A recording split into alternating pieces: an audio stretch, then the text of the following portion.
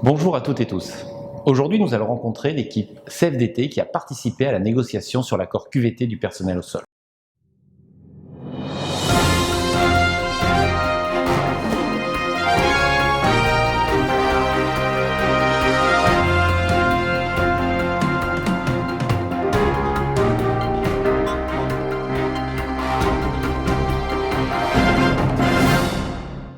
Bonjour Sylvia, bonjour Emma, bonjour Yann.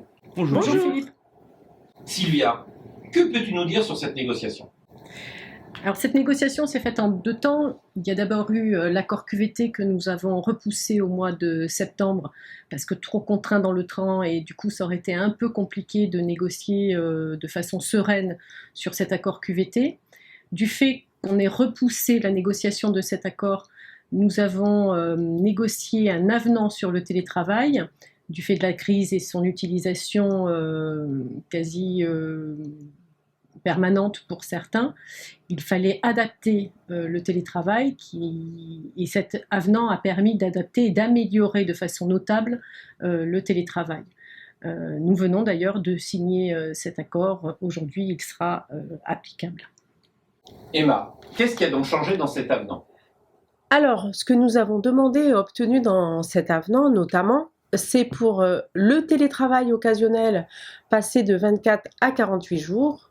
Pour le télétravail alterné, maintenant, c'est entre 1 et 3 jours, sachant que le télétravail occasionnel et alterné sont cumulables, c'est clairement écrit.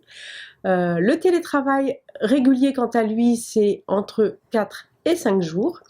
Et puis, dernière chose, c'est la suppression de la notion de domicile comme lieu d'exercice du télétravail.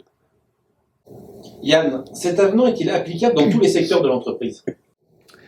L'avenant, comme il a été négocié au niveau de l'entreprise pour le personnel au sol, il est effectivement applicable dans tous les secteurs de l'entreprise et également dans sa globalité. Alors, est-il possible d'aller au-delà?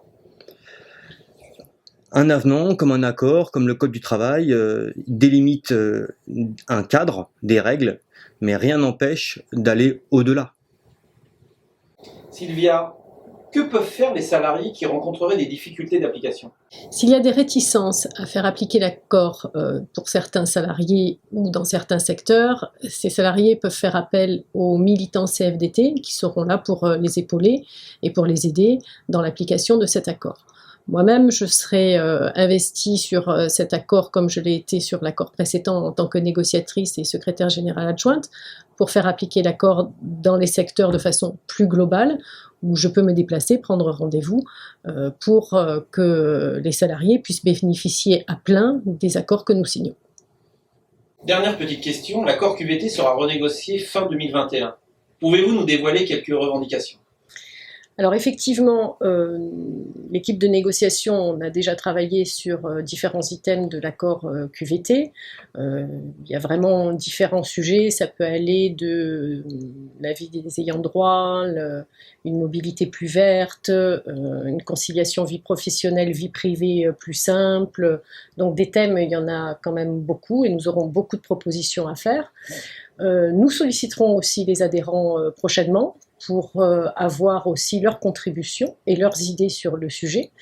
Et nous intégrerons bien évidemment les différentes idées qui nous seront proposées pour étoffer cet accord et pour qu'on ait le meilleur accord qualité de vie au travail au plus proche des salariés et qui améliore nettement leur qualité de vie au travail.